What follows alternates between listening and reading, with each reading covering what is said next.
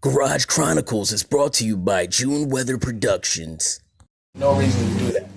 I'd much Somebody else succeeding doesn't mean that you lose. Exactly. Somebody succeeding doesn't mean that you lose. So that's true. Why not help them win? So when I see Ace's video, or I see a new video that you did, or whoever, any of my people win in any regard, why would I ever be against that? How can I not just help them build? Now, other people are like, nah, but I'm so-and-so, but I'm doing chill. Like, it doesn't take away from you. That's true. I'm in no competition. This is all for. Yeah, I'm not in competition. Just me to be. I don't even play video games to be in competition. That's you know what I'm saying. I like being. I like being on everybody's side. Like, let's all win together. One way or the other, we can all win. That's why I don't watch sports. Okay. Because it's too much damn competition and too much adversity. People get in actual fights over teams. No, and then when you wear a hat that has a team. About a team, like back in the day, I used to go edit with everybody that didn't like Kobe. And I'm like, Kobe's nice, Kobe nice. And I can understand the same way people don't like LeBron or something. But like, I get it. You're not gonna give him his due. We all sharing success. Like, I mean, why wouldn't I? That's true. So when I needed people for like the film school, start hitting people up. Yo, who's free, blah, blah, can you come through? And I mean, he came through. It was like, yeah, I rock with the kids, whatever. That's good. That's a good look. Shout outs to Maybe Media. Maybe Media doing that. Word. But nah, the thing is, like, I was an English major in school and whatnot, right? Okay. So I identify with the character profile. I'm not like just a fan of it, right? So like when I read it or when I watch the movies and everything, it's literally like a version of me. So like, you know what I mean, something bad happened to him early, but he used that as motivation for the whole mission. Gotcha. Then he has like the whole just holding down his city, like it's his city, no matter what, you gotta care for it. Okay. Keeping the young boys under your wing in the hopes that they're gonna be better than you one day. The whole Robin thing, you know what I'm saying? Yeah. Even in terms of my not just one Robin, so there's more Robins. There's a couple. I got a couple running around there, and they all. I got faith in those boys, man. Do you believe your city is like Gotham? Absolutely. I mean, we see that. Unfortunately, things get worse and worse. A lot of solutions aren't working, and that just means that we all have to pitch in. You know How do you feel that, like for example, pro rallies help the community to? When they say people, you know, talk about when they say people's name, throw out the people's names. They do and they don't. Call spade a spade. Okay. At first, I was with it, and I was at like every one of them. Like, nah, they're gonna hear us fight the power. Like in the movies, we gonna be out there. Right. But then, at a certain point, my question becomes: is it effective? You know what I mean? Now, in the idea of us causing a disturbance, this and the third, it's not really effective. Like I've watched the police stand there and laugh at us while we walk by. Like we're singing and chanting this and the third, and literally police are like just laughing while they walk by. Let's give the niggas they little sing along dance time. They need to praise real quick. They need to dance.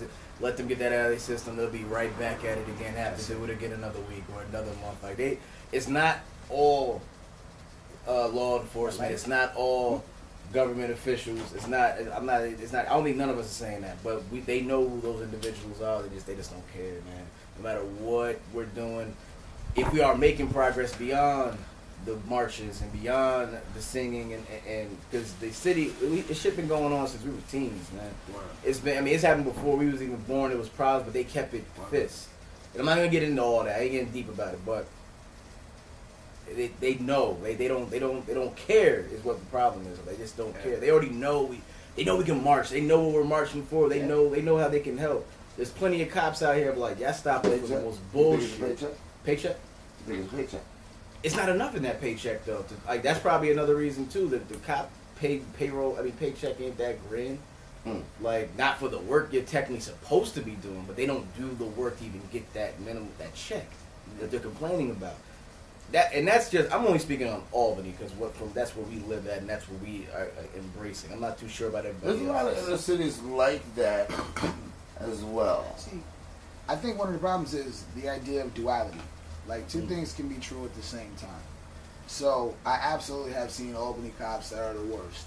That will drag somebody and that will be absolute jerks to me. I've had cops be the worst to me for no reason at all. Right, And like they see me however I dress, they're like, oh, he's so stupid, whatever. Right. Not knowing until they ask me who I am, what my title is, then they, oh, hey, nah, keep that same energy. Right. You know what I mean? Yeah, When you thought I was just whoever, this is how you treated me. At the same time, I know cops that have gone through in the hood and they put up basketball hoops. Nobody asked them to. Nobody said nothing about it, but they seen kids playing on like the crates and whatnot. Yeah. They went out with their own money, purchased hoops, put them there like, here, that's just for y'all. That's it. And that's the So sucky part. there's always good, like, bad, You won't, good but you don't, people. but we don't, and it's not us, but we don't Yeah. broadcast the positive enough. Right. Like, and if True. you do, you can see it in other states, they'll post it up on the web and whatnot. In other states, they'll be like, oh, the cop came through and played hoops with the neighborhood kids and all that. I think that's dope. Somebody else, then you get the haters that get on there like, But oh, why they does just it trying to have to save be a face. cop to do it? Why can't it be just an older brother See, that is yeah. just doing it? That's And that what it's an you- older person. I think Why that does it have to be the uniform it doesn't that have to be right. symbolizes From our everything? angle, I think there's certain people that be like, the cops should do more. Then when the cops do step in and do more, the good ones. It's are- your job, though, to pull you when you're going 75 and a 65. It's your Yeah, job. Absolutely. that might You know have what I'm just. saying? I'm not saying that I'm on the side or whatever. It's somebody's, like I said, back to the paycheck. The paycheck. I mean, so you pull me over, it's like, but don't act a certain way when you see my representation. Don't act stereotypical when you see me. Yeah, Right, and right. like, don't get me wrong, like, you know, if I break a law, hold me accountable. Okay, Mm. you know, then I have no problem with that. Like, but the disrespect and the X, Y, and Z, like, and the violations, Right. that's where I have the problem. Mhm. Like, I literally had a Draw the situation where a cop was trying to, like, drag me out of my house, like, pull me out of my house. And my brother and my man Jose was there, and they was recording. They was like, stop, we recording, like, don't even go no further. And dude was just, like, asking me mad questions and just being a jerk. Like, I don't believe you. And I was like, sir, you just met me. Why wouldn't you believe me? Right. Why can't we just have a conversation? You know what I mean? Like, why are you bringing all this energy to the situation? So I've seen good and bad. You know what I'm saying? I've seen the absolute worst of the worst. I've seen cops that was like, I don't care, just do what I say. Don't ask me no questions. Mm. Nah, bro, I'm a grown man. Like, there's rules Yeah, and we're all regulations to adults. this. Yeah, Like, we're all adults in this you don't situation. You just get can to read do me that. my was it Remander rights or some shit? Miranda. Miranda. That's Miranda. what I was Yeah, saying. you can do that. Like, but there's nothing in. You have the right to remain silent. And I'll speak if I fucking Right, and feel you don't like get it. to. I'm a man. That's the thing. People get like it's emotions, man. Emotions over logic. When cops do certain things, people be like, "Oh well, man, I can understand that." Okay, emotionally, maybe you can understand that. Maybe if a guy says "fuck you, officer," you're an asshole, and a cop gets mad, punch him in the face. People go, "Oh well, hey, you can't." Nah, but the rules is even if someone does those things, a cop doesn't get to punch you in the face. That's not the consequence. They don't get to decide that consequence. They don't get to do it just because they felt like They're not it the was judge warranted. and the jury. They Yeah. don't. So it's Right. like, oh well, the cop was scared, so that's why he did this. I understand emotionally why he may have done that. That doesn't make it okay. So that's gonna justify. Like, so miss me with what that. if a guy? And I'm not just speaking hypothetically here, but like if a dude's out here, he's not feeling safe in all things out here might be a little scary for him. He has a pistol. It's illegal maybe, but he gets stopped for that pistol. Okay, he's supposed to by law go down because he has an illegal firearm. But when he's asked why he has it, and his excuse is the same reason why you have one, granted it's the give and take. right. It's Where's legal and your illegal. logic then? I'm You like, gotta keep hey, that same I'm trying to logic. save my ass, man. It's dangerous. Like, I'm not even trying to cause nobody harm. Granted, you can't relate to that. You don't know the feeling I have. Like, I'm just trying to get to work. I'm trying to go get this, that, and the third. I'm just going to my cousin's house. They don't like that. Not fuck with me on this side of town or X, Y, and Z. Yeah. Like, it's war. And I the mean, fact it's that they crazy. set it up for that to happen Yeah. directly. That's another episode. Yeah, we didn't get into that, but I'm gonna say mentally, this: where, unless you want to put it on This this for the- episode, you can use it's as a set clip. up to be a war outside. Not for where nothing. do you think my community got the weapons from? Not for nothing. It's the department is down like 31 cops right now, and a lot of cops are taking extended vacations right now. Literally, like, you know, I've tried to utilize the police services for different things, and I've been told, oh, this so-and-so is on vacation. He extended. We expected him back, but he's still out, da-da-da-da. So one of the worst times is going on right now. We're down officers, and we got officers taking extended vacations, and this, that, and the third. Which makes the ones that are here and are actually like, nah, we need to help out, figure something out, puts mad extra work on them. Extra, Yeah, that's you know what I strenuous. mean? That's strenuous. They, like, That's strenuous on It's a bad anybody. situation. Yeah, that can be strenuous on anybody. Some of the cops, they don't want to be here no more. And it's the LEAD program. Lead program. Yep, it's Law Enforcement Assisted Diversion. Okay. It's the idea that if you're going to arrest somebody for something petty that's non-violent, doesn't have nobody's harmed in it. So it's like trespassing, little shoplifting, stuff like that. Not grand larceny, not murder. That's the question we get all the time. Okay. So if somebody murders me. The idea is if it's one of those things, that individual could benefit from services rather than being locked up. Because if you call somebody poor for being poor and trespassing, when he gets out, he's still poor and has nowhere to go. So what do we do? Logically. You know what I'm saying? Yeah. Same thing with the alcoholics that be at the bus stop. Okay, we're gonna grab you. Oh, you drunk? We gotta lock you up. All right, you gonna lock him up for 24 hours. He'll get sober. Then what? He's gonna get out, get drunk again, and we back in the same thing. So why are we doing that? And we have programs in this city. Exactly. I used to be involved with that particular community. Actually, still am a little bit. We have detox programs. We have outreach programs open all night. You can go to certain shelters. Like, there's different ways. Where, in this city? Yeah, I worked for one of those 24-hour programs. And that's so with the lead program, exactly what he's talking about. The idea is that when the cops come up to certain individuals, you see a drunk guy, he'll say, listen, bro, you got a choice. We can hook you up with services. You got to stick to the services. If you stick to the services, follow through, you don't get charged or whatever the charge was. Right. Because you're not hurting nobody. You know what I'm saying? So, is it asking somebody to go cold turkey? If you don't stick to it, though, then the charge sticks. And we're going to arrest you for this. So you got a choice. I mean, it's up to you. You can come with us to this location or that location. It's not like making somebody go cold turkey right away. And the services is harm reduction. The idea is when you tell people to go to cold turkey, it's much easier said than done. Mm-hmm. I also worked at RSS, Rehabilitation Support Services. Right. In there with their case management, all my individuals had co-occurring, so they had a mental illness combined with a substance abuse illness. Okay. So we had crackheads with schizophrenia. We had alcoholics with depression. We had this and that, you know what I mean? All that type of stuff. So the idea that someone can go cold turkey is just not realistic. It's not for everybody. The chances of success are much lower than having supports, than easing them off and stuff, this, that, and the third. So harm reduction is, we understand you have a problem, work with us. We'll put supports in place. We'll minimize your use. We'll reduce your use. Okay. So that's the whole idea of the program. When was this program started? We did a press conference in 2016, I think it was. And, I'm on the community leadership team. So what I do, I see the arrest data, and I'll see that it gets broken down by race too. So I'll see that 100% of the diversions, that's when we get somebody in services, 100% of diversions was all white dudes on Scotland Ave. Why? Nah, it's people in the hood that's drunk and just needed X, Y, and Z too. You know what I mean? So then we work with the department to hold them accountable for that. So we have some officers that's with it. That's like, you know what? That's a great idea. I done locked this dude up in Washington Park 50 times for what? Let's try something else. Thank you. Older cops are like, nah. They're like, you know what? Somebody does this against the law. They just need to go to jail. I'm not doing all this extra. They're tired. So it's literally They don't want to hear it. And I'm telling them, listen, no, but we work with these people. The supports we put in place is not just don't do it again or else. It's still you give them more outlets. Get your family involved. What are your goals? Do you have housing? Let's get your employment in order. Let's get all these things. Kind of like a single point of access. That's what keeps you sober. Is there, if someone wanted to get some more information, is there somewhere they can go to find out more about LEAD? More information on LEAD. That's the Law Enforcement Assisted Diversion Program, Center for Law and Justice down on Green Street.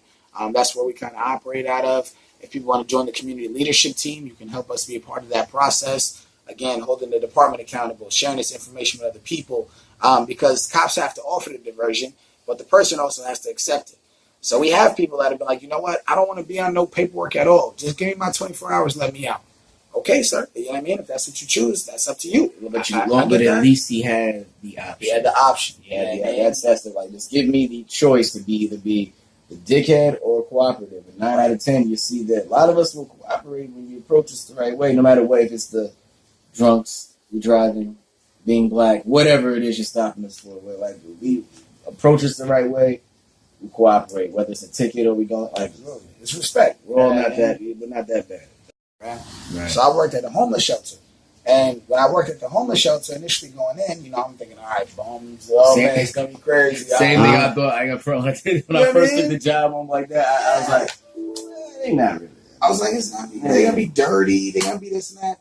But then when I got to the homeless shelter, it was families there. It was a dude, him and his family, his roof caved in. He didn't have a ton of money to go to a hotel. He didn't have nobody he could stay with. He just needed a couple of hours till his roof got fixed. He was in a homeless shelter. Technically, by DSS, he's considered homeless, this, that, and the third. But if you see this man walking, he's somebody supervisor at some job. You know what I mean? But it's just, it's not that he's a bum. It's not that X, Y, and Z. It's a support system. You know what I mean? We've had other people who just don't have those supports. Yeah. We see what happens. People who have those supports, if your roof caves in, you can go stay with mom, then you don't got to go to a shelter. Right. You know what I mean? Right. If you have friends, you go to. But if you're not from around here, this and the third, it's not. You want to Google it, look it up. Our the whole shelter part. It's like no names need to be dropped, but like do like the interfaith partnership programs, and they got a bunch of shelters all throughout. There's always somebody. I was doing overnights at the job. I remember somebody came down. Like you could. Long story short, you can't judge a book by its cover. You can't judge none of those people. Some of those people actually come from rich families. There's some white people down there that tell you the stories and not bullshit you. They got families that are wealthy. They just wanted to go on to their own, or either families don't fuck with them, or you just never know. There was a girl that came down there, a young girl came down there. She has a couple of kids. She has a job. She had an apartment. She lost the apartment. She's still working though. Exactly. She holding down 2 jobs. She came down there. She explained. She's a little embarrassed.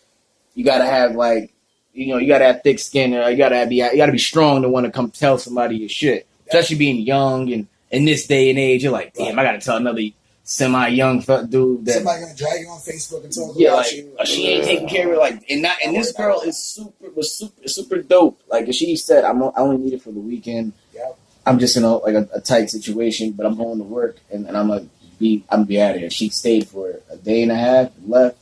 She's doing great now. Supports. Doing great. That's all. It's just about supports. So this episode is the support episode. Yeah. That's what it seems like it boiled down to. Yeah. Support. Yo, that's all. So okay, boom. So I'm about to go down a couple of things that I do, right? Yes. So lead. I'm on the community leadership team, the steering committee for that. So Okay, we help shit. out. I'm on the board of a program that's called AFE. It's Albany Fund for Education. We have grants and we help facilitate different programs at schools around the city. Yeah. So we had recently we had a grant. Somebody asked for money to cover a bus trip so the kids could go to the Apple store to do like a whole music workshop. We did that. It was dope. I'm on the sponsor board for the Sponsor a Scholar, which is a program that's at Albany High that help kids get to college and then through it. So they give stipends. To and through. Absolutely. They have workshops every week after school and whatnot before the kids get to college, help with the application process. When you're in college, they give you a stipend every semester. You got to send you a report card. They send you a semester. It was 1 or 2 semesters. I didn't send in my report card because it wasn't really wavy like that. And I was like, you know what? I'm going to catch up with y'all. And they was like, listen, don't dodge us. You family. You know what I mean? They was like, everybody struggles. We'll help you get back on your feet. Gotcha. I was like, you know what? I respect that. So that's the Sponsor a Scholar program. I work for the city. I'm the director of our Summer Youth Employment Program, youth program facilitator. So we try to get the kids jobs, get them supports, with, all that kind of stuff. I'm vice president of True Heart, which is a nonprofit. We've done events at the Scholar Inn, a local homeless shelter, Thanksgiving dinner and stuff like that. Shout out to True Heart, our whole board over there. I'm co-founder of Pulse, which is our nonprofit. We did the back to school bash that you mentioned and stuff like that. Yeah. I also have a small business called JJP with the brother Joe Barr and Fleecy and all that. So there's I'm Batman. I'm just gonna give my man air horns. Yeah. Do one more time. Yeah. For everything he said. But I don't do nothing alone. You know That's what I mean? good. That's the support. entire point of it is I don't do nothing alone. People always ask me like, what can I do? What can I do? I'm like, listen, anything you can do matters. You know what I'm saying? Yeah. But if you want to make a bigger impact, link up with people to make a bigger impact. That's how you do it. You can't do it alone. That's true. I realized that. One of my biggest flaws again, the whole Batman thing, is working too much independently, not working with my team enough, all that type of stuff. Even in terms of my nonprofits, the superheroes, I tell people, Batman don't got no powers. My nonprofits, we don't got as big a budget as like a Red Cross or Right. But we're still But it's effective and it's something that somebody can still be a part of and reap the benefits off of it. That's all I So know. that's why I said, work. why have a church? Why go to church when you have a Paul Kane? Okay, on that episode,